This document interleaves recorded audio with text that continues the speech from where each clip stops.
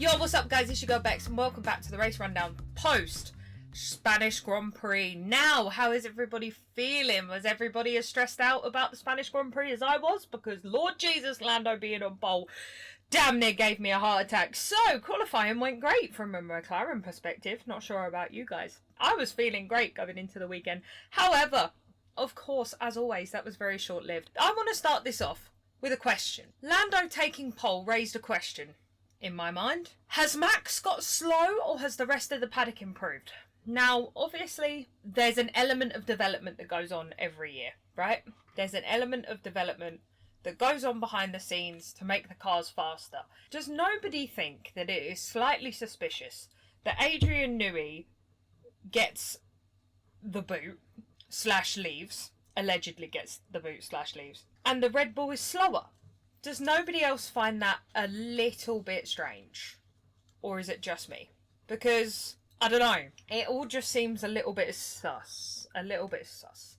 But we'll get on to Adrian Newey in a minute. I do want to touch on that a bit later on in the podcast. So, back to Lando. He started on pole. We got to race day. Everyone, especially on Instagram, has been saying that Lando's been a little bit grumpy the last couple of days. Not the normal Labrador Lando, as I like to call him. So, I don't know what's been going on there. Obviously, it's his life. He can have his own private life outside of racing. Like, we don't need to question why he was a bit grumpy. However, the beginning of that race, can I just say, round of applause to Mr. George Russell, because that start was absolutely unbelievable.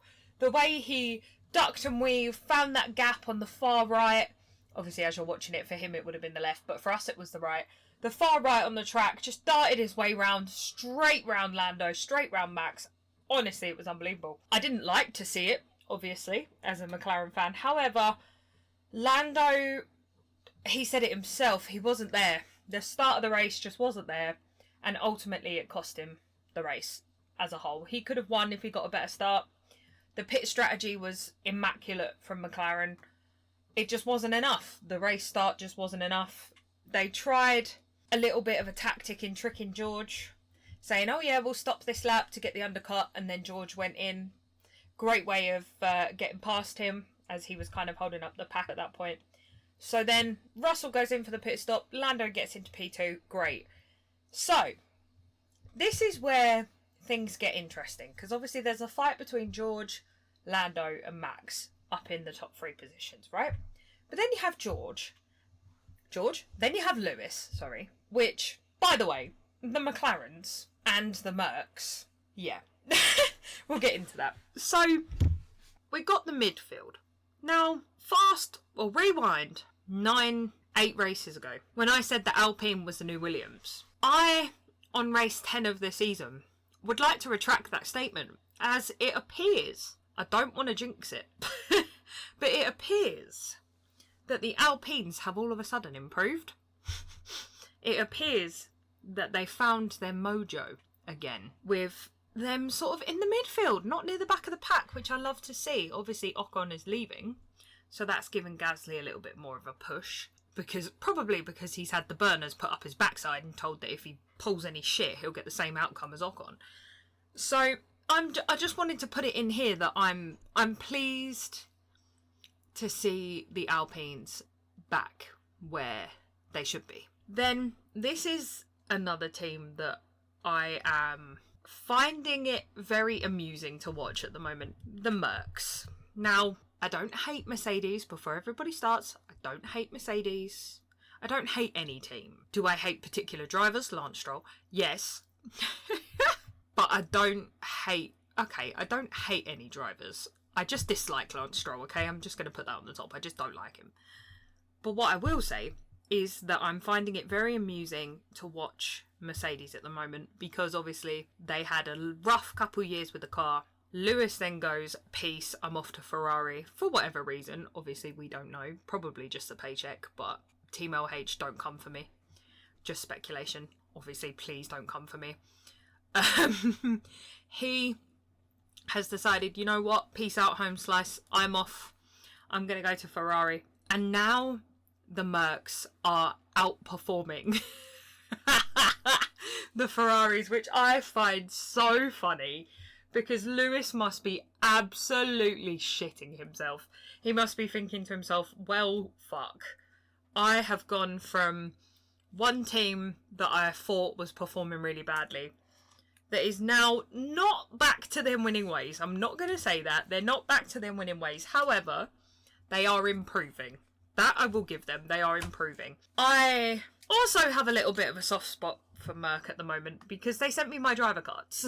So I have a George and Lewis driver card to start off my collection because I want to collect the 2024 season of driver cards.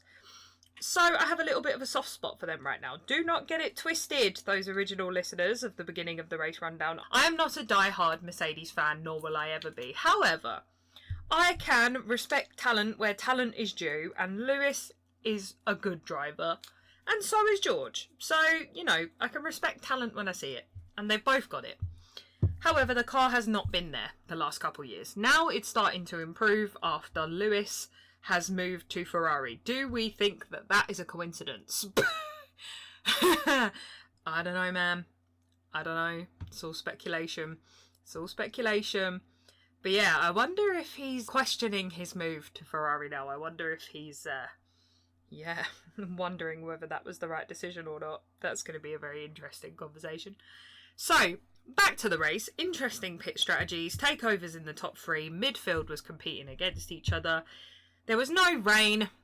On the Friday, there was a projected 40% of rain. That then went down to 20 on race day. The clouds got darker, but there was no rain. I love the Spanish Grand Prix. I think it's one of the best tracks. Great for overtaking, great for excitement. Would a little bit of rain have helped the situation? Yeah, probably. Would I have enjoyed a little bit of a slip and slide? Yeah, probably. Deep down, yeah, probably. However, I wasn't disappointed. I enjoyed the race. I thought it was interesting for once. More interesting than the last couple races. Probably, from a bias perspective, one of the reasons why I like this race so much was purely because of the fact that Lando is second in the championship now. Am I disappointed that he didn't get first place in the Spanish Grand Prix? Yes, I am. Yeah, genuinely, I am, a little bit saddened. But it's a lesson. It's a learning curve. He'll get it. We're back again this Sunday in Austria. Gives him a little bit more of a push towards Austria and Silverstone. I feel like it's made this triple header a little bit more exciting, having Max being contested. I think it's great to see. I feel like it's leaning more towards old F1 again, and the dominance is hopefully not as prominent. Don't get me wrong, Red Bull is still going to win. That car is unmatched. Again, I will respect talent where talent is due. Max is not an awful driver. There we go. I'm not going to say that he's the best driver since sliced bread, but he's not awful. There we go. Everybody happy now? So, for Lando to be second in the Drivers' Championship, I think that is exciting, not just because I'm a McLaren fan. It's exciting because it's nice to see him grow as a driver, and it's also nice to see him compete with Max. And not only compete with Max, but be up there with the likes of George, Carlos, Charles, even Piastri, right? I know I've spoke about Lando a lot in this episode so far, but Piastri's doing really well behind the scenes as well. Like, he's relatively new to McLaren still, and he hasn't got as much time behind the wheel of the McLaren as Lando does. So for him to still be that closely competing with Lando, like, fair play to him, you know? Like, I believe he's the youngest driver on the grid. Feel free to correct me if I'm wrong, but I think he is the youngest on the grid. You know, fair play to him. Again, I'm not just saying that because I'm a McLaren fan. It's like, fair play, Piastri, fair play. Lando's now second in the championship. Do I think he's going to be any higher than that? No. No, I don't. That's me being honest. No, he won't beat Max. That's evident. He'd have to win a lot more races to beat Max. And that's fine. I can live with that. But that was basically it. Lando was 2 seconds off getting first. Max won, as always. And then it was lovely to see Lewis on the podium. Now, I feel like this has been a Bex Loves Mercedes episode. Again, don't get it twisted. I'm not a Mercedes fan. I don't hate them, but I'm not necessarily a Mercedes fan, right? It was the same when Mercedes kept winning all the time. I wasn't here for the dominance. I didn't enjoy it. It's the same as now with Red Bull as well. I don't like Red Bull winning all the time. I think it's boring and I think it takes away from the sport. Probably one of the reasons that I don't like Max. But do I think Max is a good driver? Yes. Do I think Lewis is a good driver? Yes. They wouldn't be in the sport if they weren't good drivers, right? I just think that the way Max conducts himself is very similar to the way Lewis conducted himself in the beginning, and he had to learn the hard way how to be nice to people. And I think that Max is on that one-way ticket to having to learn the hard way how to be nice to people. He's still only young, and I get that, but you can be a good driver without having an ego. And don't get me wrong, Lewis has an ego, but it's a little bit more controlled than it used to be. It used to be a lot worse. And having watched his recent Hot Ones video, dare I say it, I like him a little bit more. God forbid. So, he's a 7-time world champion, for God's sake. Like, do you know what I mean? He's not he doesn't half-arse it. Do I agree with his comments about Indy being a step down from Formula 1 and that he would never try and do it and blah, blah, blah? No. I would love to see him try and do something else because Tenner says he wouldn't make it round Dakar, but that's besides the point. So anyway, that was the podium. Lewis hadn't been on the podium since Mexico last year. Long time, especially for Lewis, who was so used to being on the podium. So that probably felt really good for him. I felt a bit sorry for George. I feel like they kind of fucked him with the pit strategy a little bit later on down the line. However, you know, that start of that race was impeccable. He could watch that back 1,000 times over, and I'm sure he's very, very proud of himself. Now, I want to touch on here some off-the-track news. Now, these episodes for the triple headers are probably going to be a bit shorter, potentially, than normal, purely because, you know, time crunch to get them all out. I was going to do them all in one episode. However, I want to split them out. And we also have a Silverstone special, not this week, coming the week after. So next week we'll have the Silverstone special.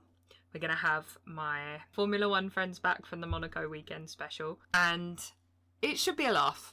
It should be a laugh. They were in Imola. I mentioned them in the Monaco weekend special. And they'll be back for Silverstone, guys. They'll be back for Silverstone.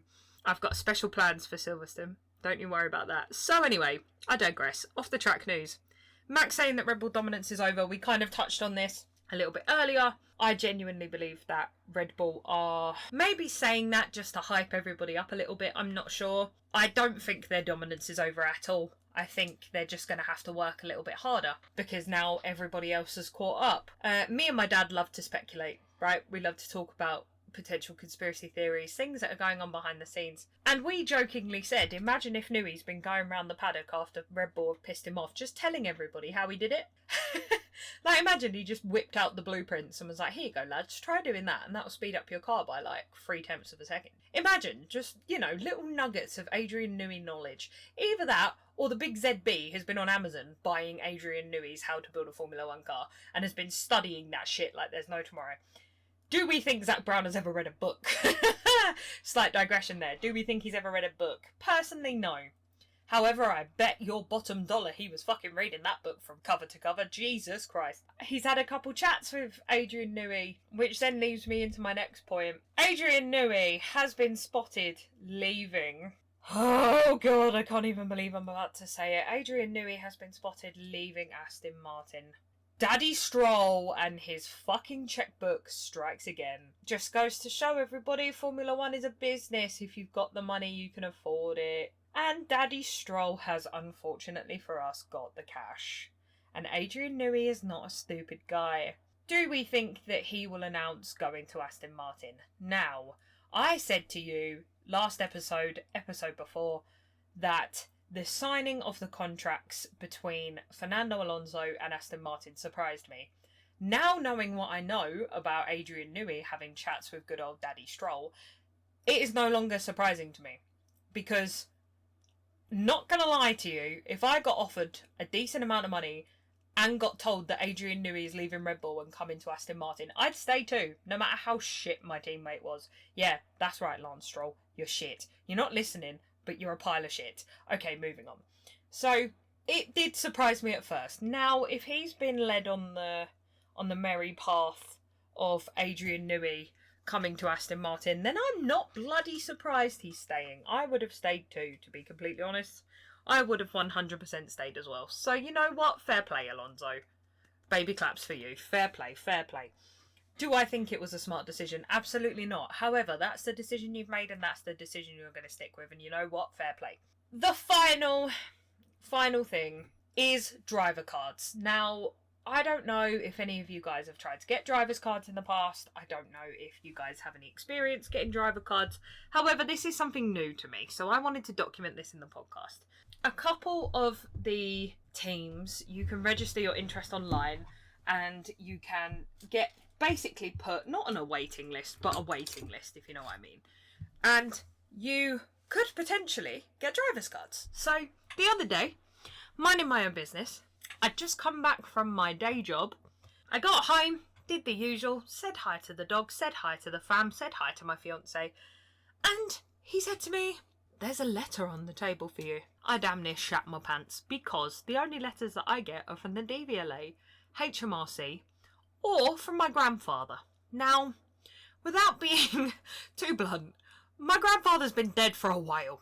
So, my first initial thought was, if this is from him, Royal Mail have well and truly fucked up somewhere because I should not be getting this letter now. Like, he's been dead for over 5 years, I'm just saying. And my second line of thinking was, well, who the hell knows my middle name and would send me a letter that isn't my dead granddad? So I was like, right, okay, because I completely forgot that I registered my interest with Merck for driver cards, right? Like, I completely forgot. So this envelope is just a white envelope with a sticker with my name, my address, my email on it. So I was like, right, interesting. Is this something from, like, I don't know, a client at work? Is this from, I don't know, one of you guys? God forbid you got my address, Jesus. And then I was like, you know what? Here we go, Bex. Let's just do the logical thing here and fucking open it, shall we? So, me being me, absolutely demolished the envelope because I'm a fucking Gen Z and can't open an envelope properly.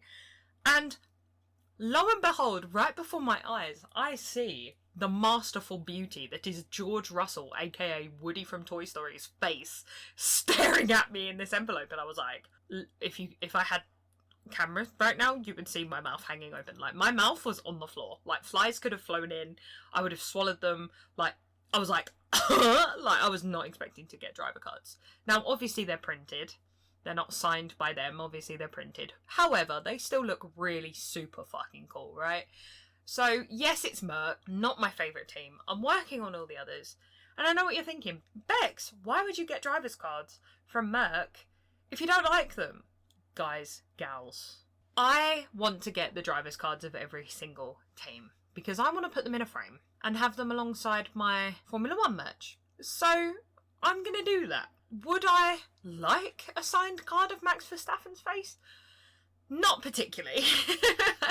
Not particularly. However, the 2024 season is really important to me because I'm about to get a little bit sentimental here. I've been thinking of doing this podcast for a very, very long time now. And in between going back and forth up north to see my loving fiance and work and everything in between, I never had enough time. But what I did get to do in that time was listen to as many podcasts as possible. And I have found some bloody good podcasts along the way, right? Formula 1 related podcasts, just random podcasts on Spotify. And I have listened and done my homework, and I thought to myself one drive on my way back down, why don't I just give it a go? Even if nobody listens and my voice just goes to the ether and nobody ever hears a random girl talk about Formula 1, at least I've given it a go, you know, and I've had fun along the way. And I've learned a lot about editing, I've learned a lot about recording, sound, all that fun stuff. And I've enjoyed it. I enjoy hopping on the mic, talking to you guys about the races, talking to you guys about the Christian Horner drama, which, by the way, talk about a season to start doing a podcast. Like, Jesus Christ, it's not like I've had nothing to talk about.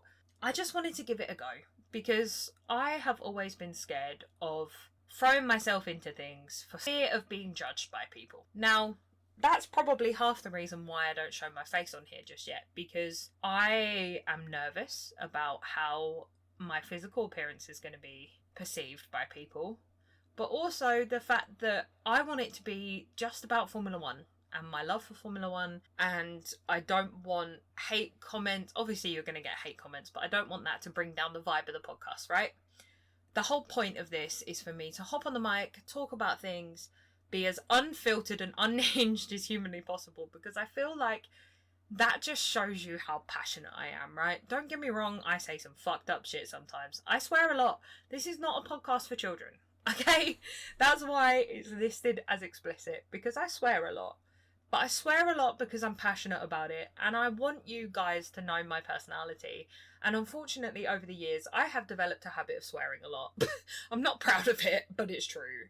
And I just hope that you guys, at episode 10, we're now June, Jesus, halfway through the year. We began this journey together in February/March. It's been a good couple months now, 3-4 months. I'm having so much fun, and I just hope that you guys are as well. And if you are, and you like listening to my unhinged opinions on Lance Stroll, Max Verstappen, Formula One in general, I would really, really appreciate it if you guys could give it a follow, share it with your Formula One friends, find me on TikTok, just engage and let me know that you're enjoying it, because I am enjoying just throwing my voice into the ether and just having fun with it. But putting names to potential listeners is something that I would love to do, create an audience together. So just let me know. If you guys are out there, you're enjoying the pod, let me know.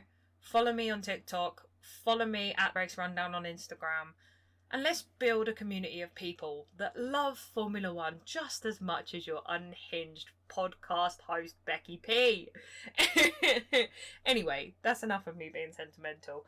As I said at the top end of this episode, it's a triple header. So you lucky people get 3 lots of my voice in the next 3 weeks. So we've had the Spanish Race Rundown. Next week, technically this week in the time I'm recording, we have on Sunday the Austria Grand Prix.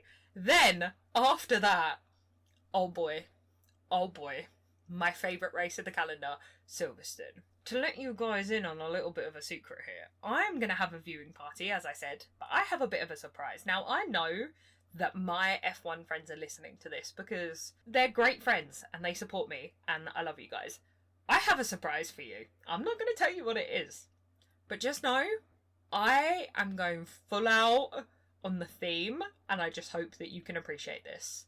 I'm going to take some photos, take some videos before everybody turns up, because I don't want to ruin the vibe when everybody's here. I may record kind of like I did at Imola, but I'm not going to force my podcast microphone down anybody's neck. And yeah, you have that to look forward to. That is my favourite race of the calendar, so I'm going all out this year. Until next time, for the Austrian Grand Prix race rundown, I've been your girl Bex.